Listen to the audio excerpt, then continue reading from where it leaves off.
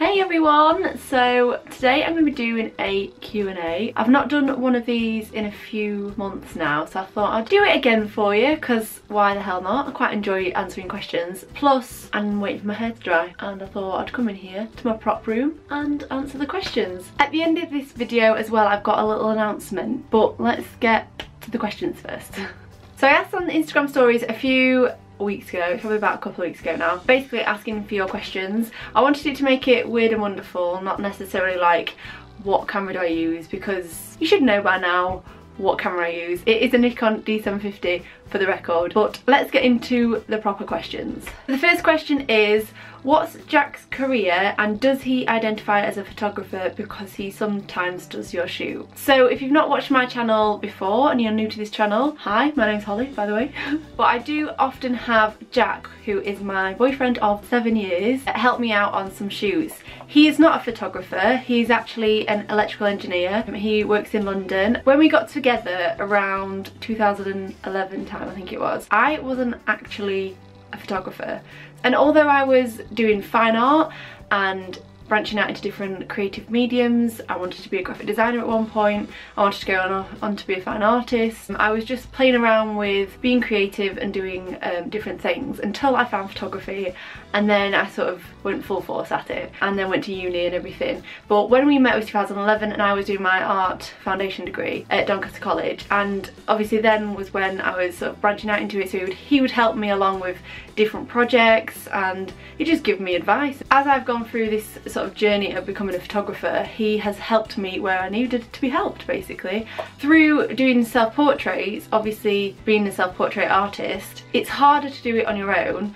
So if Jack is around, he will volunteer to help me to be a human tripod. This doesn't mean that he doesn't have creative input, because sometimes on a shoot he'll suggest things. So a recent video that I did, I put out, it's a ribbon image, I will put a link to it.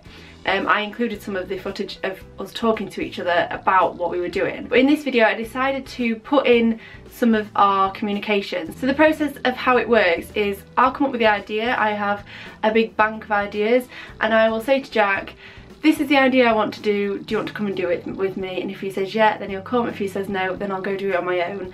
But the majority of the time he says yeah, because we're together in a relationship and that's all we do, we spend time together. When we first started doing this, it became apparent that I wasn't very good at communicating the ideas verbally, because Jack is creative but I can't verbalise an idea that I have in my head to make him realise what the idea looks like. So I decided to start drawing it out in a way that he could maybe understand it a little bit more. So what I'll do before we go out on a shoot is I'll draw out the idea, just give him a little bit of pointers. This is what I want to do, this is the location that I want to do it at, this is the idea, this is the story behind it, and then he'll say yep, got it, let's go. So we'll go out and shoot, and then if, for example, like I was saying in this video that I did recently, he was communicating with me, telling me to step backwards into the frame a bit more. So obviously it's a little bit easier for me because I get to do it without having to run back and forth from the camera. He can take pictures and then I can view the imagery and then say yes, this is how I want it, no, this is not how it works. So yeah, I hope that's answered that question, because I've been getting it quite a lot recently, which is understandable because obviously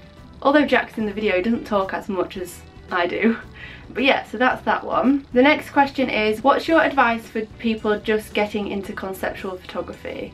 I would say shoot as much as you can. Write every idea, every concept that you have down so that you don't forget it in the future. Take a look at other people's work, see how they use objects and props and different concepts and how they tell a story. I think the main thing is telling a story. Shoot as much as you can, as often as you can, and refine skills and techniques. That's what I'd say, 100%. Go out and do it. Doesn't matter if it's going to fail. If it fails, you don't have to show anyone, you don't have to tell anyone you've done it. Just go out, shoot for yourself, and then analyse what you've done, learn from your mistakes and carry on. I think conceptually, when I first started, ideas didn't come quite as naturally as they do now because I wasn't thinking conceptually about things. However, when I'm out and about now, I'm literally constantly thinking about ideas and new ideas and how I can transform an object into an image, or how I can transform something that someone said into an image, or how I can paint a picture of my own feelings. A lot of my imagery is about emotions and ideas that I've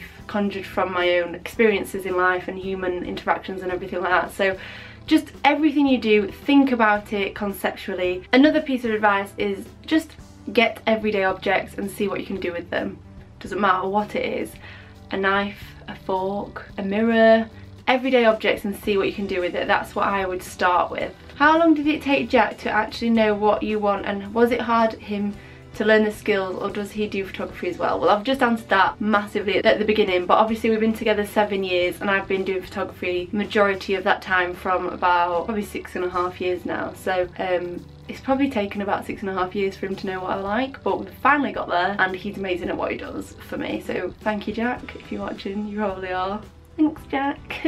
So someone else's support. If budget, location and reality was pushed aside, what is your dream photo shoot? This is one that I answered last year in a video with Adam. I'll leave a link to Adam's work, go check him out. We did a shoot day with Jodie Lakin and it was amazing. But on that day, we were discussing what your dream shoot is if budget and things were pushed aside. And I said, I believe, I need to rewatch this video, Lady Gaga, which would be my absolute dream. If I could meet her and shoot her, that would be idyllic. I would absolutely love to shoot in Buckingham Palace. It's not something that I thought I'd actually ever say, but I love the whole regal vibe of that. Yeah, I'd just love to shoot Lady Gaga in a massive regal like cape or something. Huge crown in like a setting, something along the lines of Buckingham Palace anyway. Another one of my absolute girl crush idols is Jennifer Lawrence. So I'd 100% shoot her. I'm not really sure where. I think it would be something like a huge castle. I can just imagine massive castle. Not necessarily like regal or fairy tale, just a bit more creepier vibe. I think she'd be up for that. So yeah, I'd go with that. And I'm also going to ask you what you would do. If you could push budget and reality aside, who would you shoot and where, and what kind of outfit and what kind of setting would it be? So let me know below. I'd love to hear what yours would be. But the next question is, what is your most funny / weird experience related to photography? I've had a few of these. I could list so many funny experiences and weird experiences, but I think the one that sticks out to me the most is when I shot a self-portrait in front of the Manhattan Bridge in New York. Me and Sarah went along. I had no plan for that shoot. There was nothing apart from about, I think, 10 minutes before when we just finished up food, and I was like, actually, I think I know what I'm going to do, but not sure if it's going to work out. So anyway, I had, in fact, it's here, the checkered dress. It reminds me of like a Dorothy inspired dress. We went to Washington Street, which is across the bridge, the Brooklyn Bridge, and you can see Manhattan Bridge in the distance. I'll put the picture on here so you can see. But it was absolutely hilarious because I was getting dressed in the middle of the street and I was dodging people, and everyone was like, although people are doing the exact same thing because some people were setting up tripods and stuff, it just felt so surreal and weird to be doing that. It was definitely one of my most fun moments of photography so far. I'll leave the link to that video below so you can have a look at that because it was so much fun. But yeah, I've had a lot of funny experiences. Maybe I'll do a little story time videos or something in the future. Let me know if you'd want that. My friend Kirsty, hey Kit, has messaged and sent me a full list of questions. I'm going to try and answer them all, but I'll do them very quickly because I think this video is getting quite long. But basically, she says, how many hours does it take to edit one photograph in depth? A self-portrait image takes around 2 to 3 hours, depending on what it is. I don't really like to go over 3 hours because I get bored, although I absolutely love it. I feel like by the 3 hour mark, if it's not done, I like to move on. So as long as it's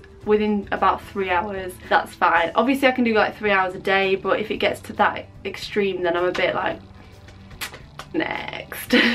Then she put, how many hours do you work daily? So I usually get up around anywhere between 6 o'clock in the morning and 8 o'clock in the morning. Lately I've been getting up a bit closer to 9 o'clock in the morning, but I always make sure that I'm at my desk between 9 and 10 in the morning. I say at my desk, I mean at my laptop working, and that's because I like to make sure that I'm working from morning to night and not wasting any time. So I'll usually, on an average day, I'll do from about 9 till 6. Yeah, I usually work till about 6. Sometimes I'll work until I need to in the evening.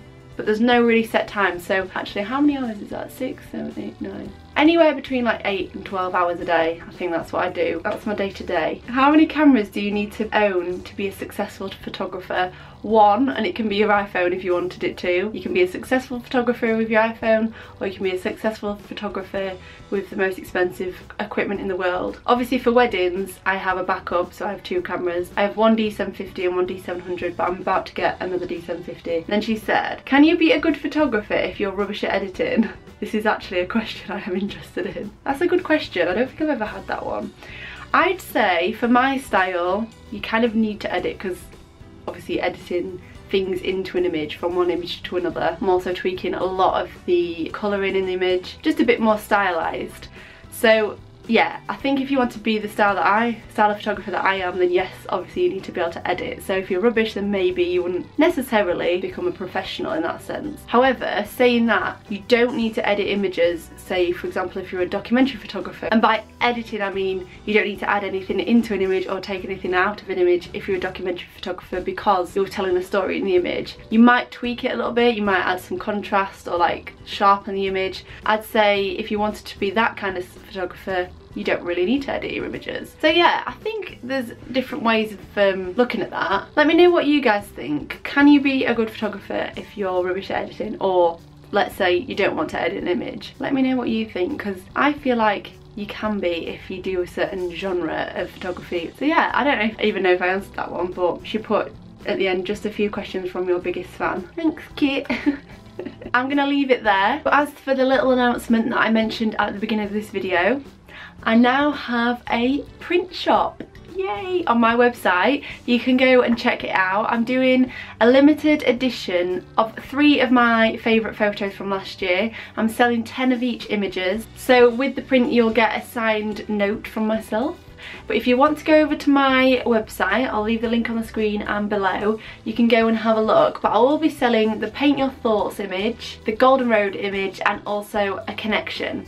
That was from my 7-day self-portrait challenge. And also the Golden Road one is what I was talking about earlier when I went to New York in front of the Manhattan Bridge. So the limited edition, you can buy them through my website. They take around 2 weeks to arrive, but you can read all the information on there. And I'm excited because I'm selling images finally. But yeah, I'm so excited to finally be able to sell my prints. It's something that I've been wanting to do for a while, so here we are. So yeah, if you're interested in that, leave all the deets below. And that's it for this video. Thank you so much for watching, and I'll see you in my next one. Bye!